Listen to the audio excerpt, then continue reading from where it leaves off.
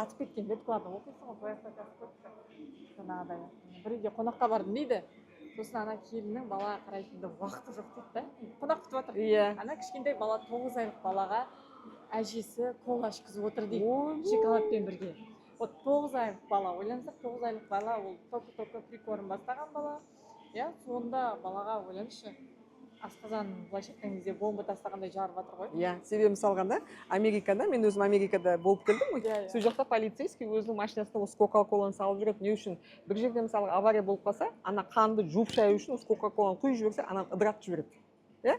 Сонда ойлап қараңыздар, сонда асқазан ішек жолында баланың үлбіреп тұрған мынау асқазан ішек жолына мынаны құйып жіберсең, анау деген шынымен бомба болады ғой, ішінің бәрін сырып түседі ғой, сырып түседі. Одан кейін балада қаяқтан гастрит болмайды, панкреатит болмайды. Маған қазір келеді консультацияға 2 жасар баланың панкреатит қой.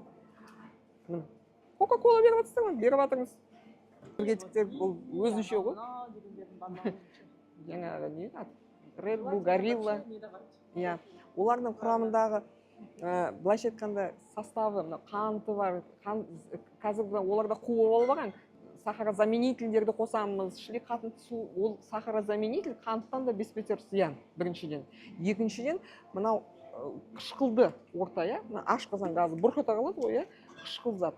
Қышқылдың барлығы біздің организмімізде, мынау біз адам жалпы өзі былайша айтқанда сілтілі реакцияда раствор, былайша айтқанда адам сілтілі раствор. Сол кезде ол адам өмір сүруі де жақсы, настроениесі де жақсы, дені сау болады. Ал егер де оның ішінде қышқылды болып кететін болса, қаны, асқазан ішек жолы, жалпы мынау өт жолдардың барлығы өтіп бөлінбей қалады. Мынау жалпы қышқылданып кеткен кезде ішінде микроорганизмдер, яғни көптеген дрожжи, грибок дейміз оларды, бактерия, вирус, паразиттер көбейіп кетеді. Мүмкін адамды іштен жейді ғой, былайша айтқанда. Зиян ба? Зиян.